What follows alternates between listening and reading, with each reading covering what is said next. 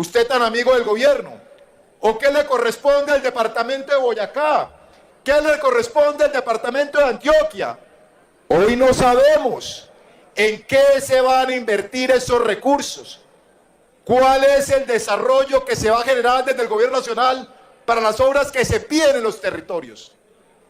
Quisiera que el ministro de Hacienda, que está aquí, no solamente para coordinar a sus precarias mayorías, sino para absolver las inquietudes que se generan en este Senado de la República. Lo que debía ser un debate técnico sobre el presupuesto nacional terminó convirtiéndose en una auténtica lección pública para la senadora del Pacto Histórico, Aída Abella, una de las voces más radicales del petrismo.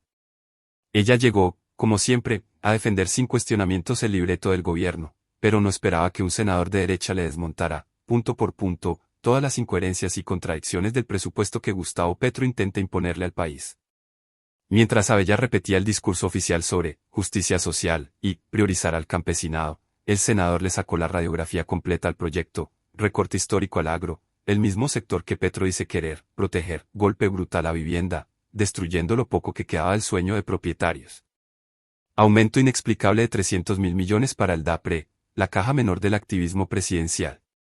73% de incremento en gastos de funcionamiento, mientras la inversión se desploma.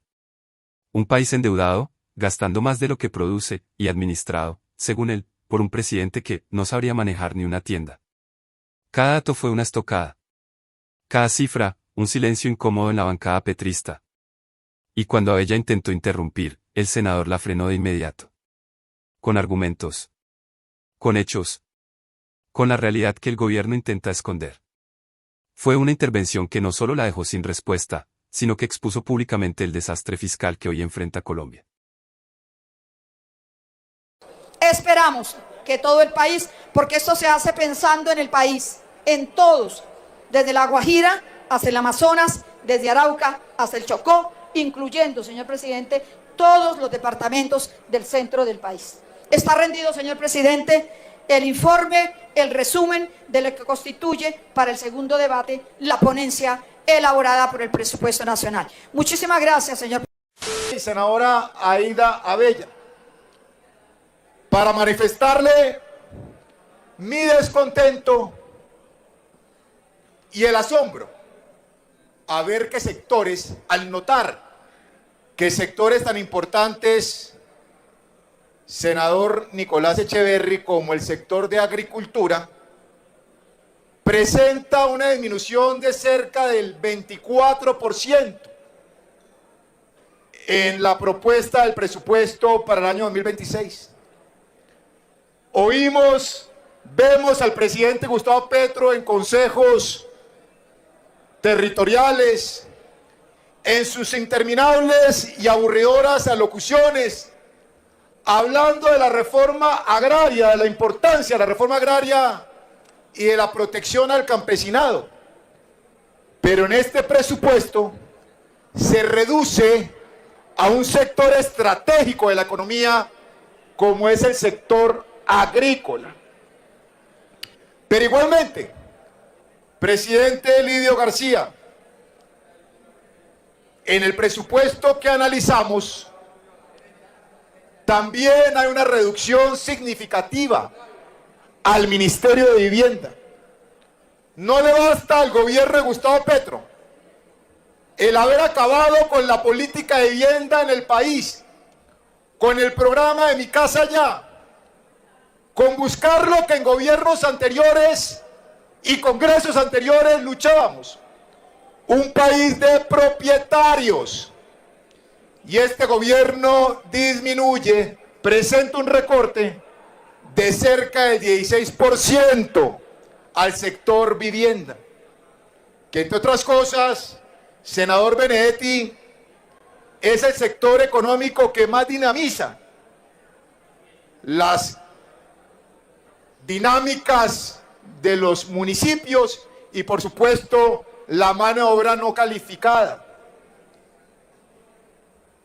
Este Congreso ha salvado de que exista la dictadura fiscal por parte del gobierno, pero sí preocupa que se aumenten los recursos en gastos de funcionamiento, senador Honorio, y se disminuyan en la inversión que tanto requiere el país. Y lo digo por lo siguiente, al DAPRE, óiganlo bien, al DAPRE le realizan un aumento de cerca de 300.000 millones de pesos. ¿En qué consiste? ¿Para qué ese aumento? Para los actos proselitistas que suelen realizar, para las convocatorias amañadas de respaldo a este gobierno. Yo sí creo, presidente, integrantes de la plenaria, que es necesario conocer en detalle por qué ese aumento, ministro de Hacienda, al DAPRE. Una asignación nunca antes vista en el presupuesto general de la nación. Y termino con esto, presidente. Presentaré en los próximos minutos una proposición porque me parece irresponsable con las regiones que este Congreso apruebe el presupuesto sin saber qué le corresponde de asignación al departamento del Cauca, senador Temístocles, usted tan amigo del gobierno, o qué le corresponde al departamento de Boyacá, qué le corresponde al departamento de Antioquia. Hoy no sabemos en qué se van a invertir esos recursos, cuál es el desarrollo que se va a generar desde el gobierno nacional para las obras que se piden en los territorios. Quisiera que el ministro de Hacienda, que está aquí, no solamente para coordinar a sus precarias mayorías, sino para absolver las inquietudes que se generan en este Senado de la República. Quiero decirles que en los últimos 3 años, los gastos de funcionamiento, cómo funciona el Estado, han aumentado un 73%. 73%. De 211 billones 2002 a 365 2026. Entonces uno diría como colombiano, yo prefiero más infraestructura, más recursos que promuevan el emprendimiento, empleo, y no que el Estado genere más recursos de los impuestos de los colombianos para funcionar. Claro, lo que le hemos escuchado a este ministro de Hacienda es, y ustedes lo escucharán, que han repetido una palabra y es la inflexibilidad del presupuesto. ¿Qué es la inflexibilidad del presupuesto? Que el gobierno nacional y el gobierno Petro dicen, es que nosotros no podemos hacer nada, porque son gastos recurrentes, gastos que se tienen que hacer todos los años y no podemos hacer nada, nos toca. ¿Cómo vamos a dejar de pagarle a los profesores, a los policías, a los soldados? La gran pregunta que se hace Colombia hoy es, ¿y por qué si gastan 8 billones de pesos más en contratos de prestación de servicios? ¿Por qué han aumentado 4 o 5 billones más en comprar bienes y servicios en gastos innecesarios? Y también la pregunta cabe en la pésima gerencia que ha tenido un señor que se llama Gustavo Petro.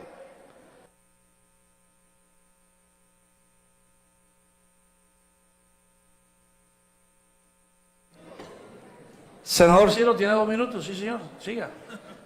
Estaba comenzando, pero bueno. La ejecución del presupuesto. A septiembre de este año la ejecución va en el 58%, cuando debería estar mucho más alta. Seguramente el gobierno dirá, no, es que la ejecución siempre aumenta finalizando año. Esperemos que así sea. Porque si la experiencia es de los años anteriores, en el 2024 no llegaron al 81%. Y para que entiendan los colombianos, uno de los años de peor ejecución fue el año de la pandemia, el 2020. El 83% fue el año de la pandemia. Y en el 2024 no hubo ninguna anormalidad, a menos de que la anormalidad se llame Gustavo Petro, que no sean capaces de ejecutar los recursos que tienen los colombianos. 3, crecimiento de la deuda. Aquí escucharán el discurso del gobierno que dice, es que Duque me dejó pagando el hueco de la gasolina y el diésel. Colombianos, no han sido capaces de subir el diésel y le echan la culpa a Duque. ¿Qué es que me dejaron el Fondo de Estabilización de Precios de los combustibles 35 billones al primer trimestre del 2022 y la planeación de pago del resto de los trimestres del 2022 porque se pagan después de haberlos generado? Y 35 a 50 billones son del gobierno Petro, así que esa mentirita se le cae al señor presidente de la República. Y el resto dicen, es que nos dejó endeudados con el Fondo Monetario Internacional en el crédito flexible que se gastó en la pandemia. Y nos lo hicieron pagar a unas tasas superiores a las del mercado en esa época. Estábamos en una pandemia. Y a hoy el Estado se está endeudando al 12 y al 13% con los papeles del Estado, que es mucho más alto que en la época de la pandemia. Solamente para que ustedes tengan esta cifra, 1 de cada 3 pesos que los colombianos pagamos en impuestos, el IVA que ustedes pagan cuando compran cualquier producto en el supermercado, 1 de cada 3 pesos que pagamos los colombianos en impuestos se va en solamente interés de lo que debemos. 1 de cada 3 pesos. Y eso podemos decir muchos colombianos, es un problema ya de los ministros de Hacienda, del Ejecutivo, del Congreso. No, porque eso presiona para que el gobierno no pueda hacer inversión en los municipios, en las veredas, en las ciudades, que no haya carreteras, hospitales, escuelas, porque estamos endeudados.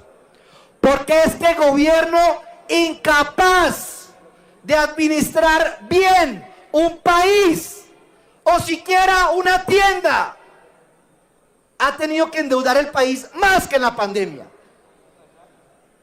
4, crecimiento de ingresos sobre gastos. Típico borrachín de pueblo que se gasta más de lo que le ingresa, que recibe la quincena y se la gasta ese día todo en cerveza. Pues este gobierno solamente a corte del 19 de agosto de este año gastan el 12.5% del PIB. ¿Qué es el PIB? Lo que produce todo Colombia en un año. Bienes y servicios en un año. El 12.5% lo gastó este gobierno el 19 de agosto. Y uno diría, bueno, si se gastó el 12.5, pues que le ingrese por lo menos el 12.5, para que no sea el borrachín del pueblo. No, le ha ingresado el 8.7%. Esa diferencia, lo que llamamos déficit fiscal, y es el más alto de la historia reciente de este país.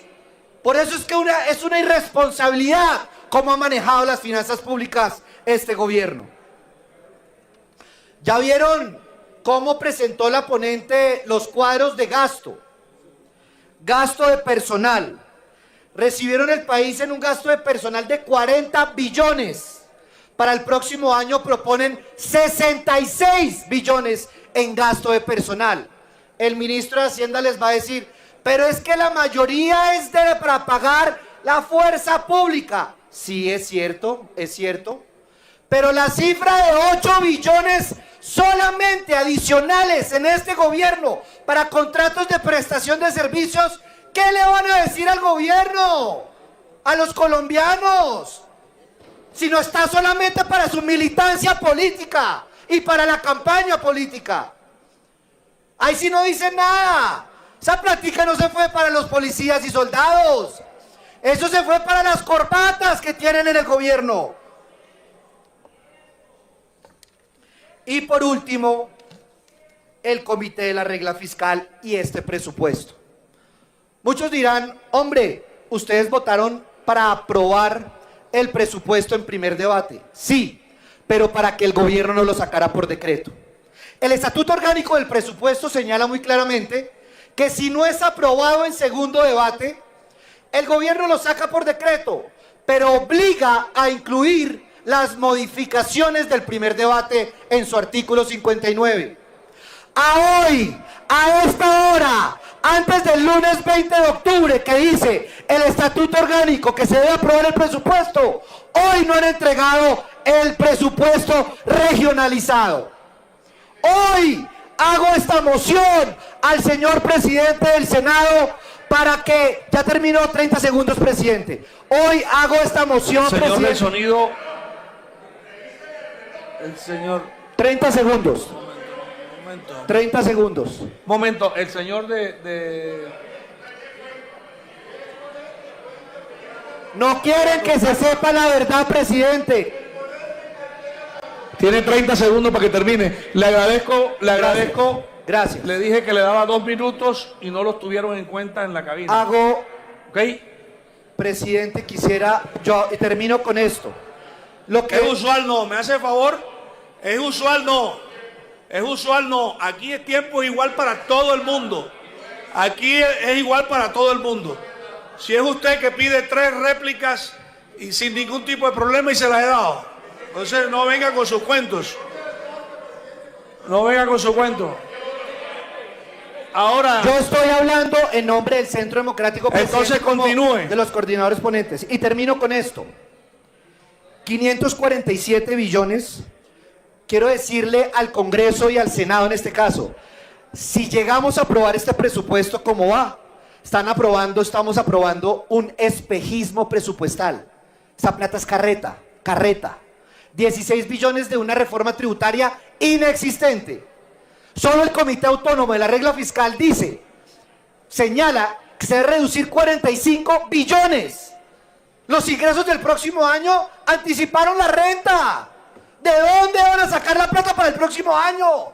Y si aprueban una reforma a la salud, ¿de dónde? ¿Y la pensional? ¿De dónde? Y termino con una moción que quisiera proponérsela al Senado, y es que a esta hora el Senado hoy no conoce el presupuesto regionalizado, por eso propongo levantar el debate del presupuesto general del 2026, presidente. Gracias.